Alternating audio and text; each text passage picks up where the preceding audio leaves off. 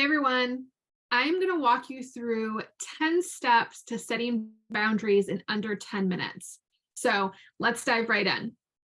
The first number one area is getting awareness around your boundaries. So identifying potentially broken boundaries or boundaries in the different areas of your life. So if you look at a life wheel, you would have 8 to 12 categories: work, relationships, spirituality, personal development, things like that, where you need to begin identifying what boundaries exist, what boundaries would you like to have in place, and which maybe need to be renegotiated because they're no longer working in your favor.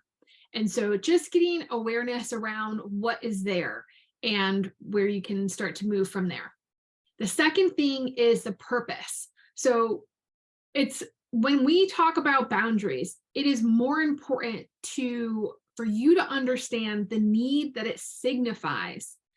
And it helps you in communicating, because when you do communicate, not just the what, the boundary, but the why behind it, this helps other people understand your assigned meaning to what that boundary is. And other people, especially if there's someone who cares for you, respects you, they are more inclined to honor that boundary because they understand how it integrates to you as a person.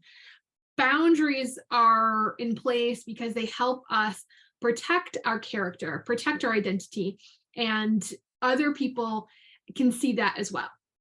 Number 3 is honoring other people's boundaries first. So if we are starting to do the work in boundaries for ourselves as individuals, as leaders, as coworkers, as significant others, whatever the case is, if you're starting to do some work in this area, you want to be able to honor other people's boundaries that they would have in place.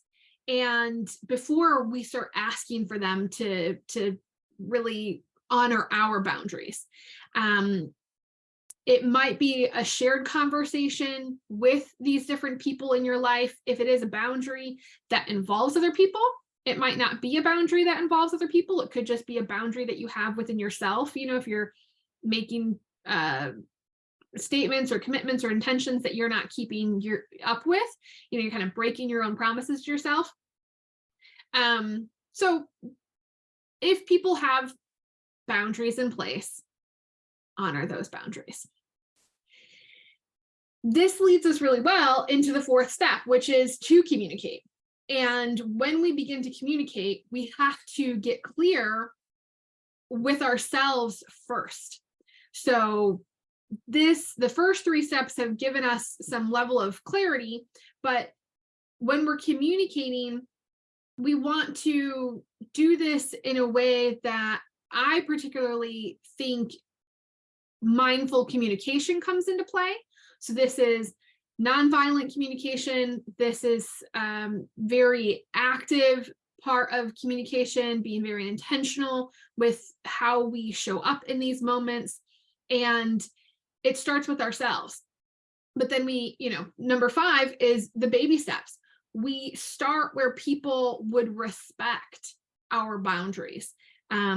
If it's, let's say, a no boundary, where you would say no to something rather than saying yes to something, it feels better for you as an early boundary setter, or as someone who is resetting their boundaries.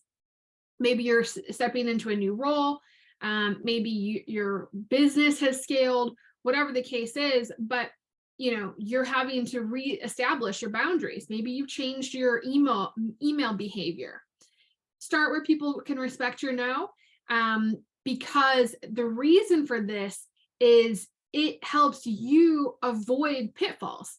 Some of those pitfalls where people don't set boundaries is because of guilt, is because of fear. What will people think? Will someone not respect my boundaries? Things like that. And so by operating with people that know and love and care for you and respect you, this helps us feel more aligned with getting our toes wet, we'll say, into resetting our boundaries.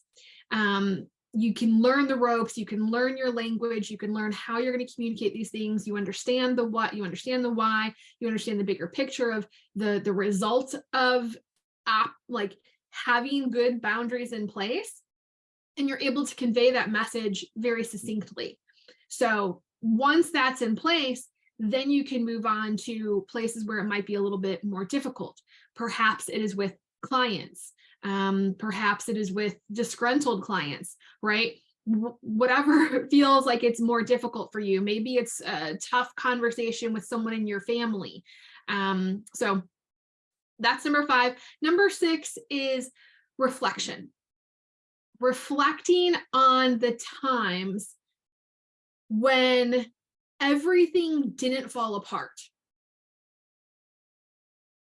Take that in for a second. For people who don't have good boundaries in place, oftentimes there is some sort of people pleasing, there is some sort of control happening, there's some sort of anxiety of, if I don't do X, Y, and Z, then things are going to fall apart. And so if I put these things in place, if I put a boundary in place, I leave work on time, I pass the baton on a patient, I don't cook dinner 3 nights out of the week. If I put these things in place, I then have to remind myself and celebrate when things didn't fall apart, because the way that your brain works, you guys probably know how that self-talk works, is that it'll spit out things that aren't true the next time that you try to go do a boundary. You're going to sort of slip back into old habits, because that's just, that's psychology. That's the way that we work. And so you have to hack that. And this is the way that you do that, because you're able to remind yourself of, as I mentioned, that result that comes from good boundaries. And that helps you set the next one. And it helps you just reinforce what you're doing. And you're able to begin integrating this in a way that, yes, it might feel a little clunky at first. It might feel like it's very deliberate. You're writing this down, you're putting a post-it on the wall, you're setting a phone reminder, you're doing something that's very in your face, because you're an adult learning a new skill. And so without those things, you slip. With those things, eventually you no longer need them, right? You guys have all learned a new skill, in which case you, a year in, 6 months in, however quick you're a learner, 3 months in, you no longer need those things. Now, is it cool to still keep those things? People who are practitioners in this area or in other areas, they might keep that sort of system in place, or that cog in the system, right? This step, these in the 10-step systems to setting boundaries, I've had this in place for many years. So number 7, that leads us into receiving the good.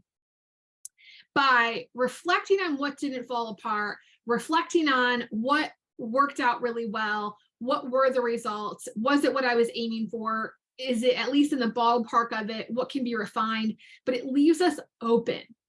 People who are most successful in life with, business or even their personal development, professional development, are curious. They are open-minded. And so we want to be in the receiving mode versus focusing on what didn't go well. Number 8 is focusing on those boundaries or responsibilities that help us, as I mentioned, protect our integrity. Okay, so that's it. Focus on my own boundaries, my own responsibilities. I'm not projecting and worried about what's working with X, Y, this person, that person, or the other, what they're doing, not doing.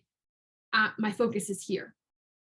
Number 9 is the undercurrent of why boundaries exist, not just to protect our character and our integrity, but to build up or foster connection rather than disconnection.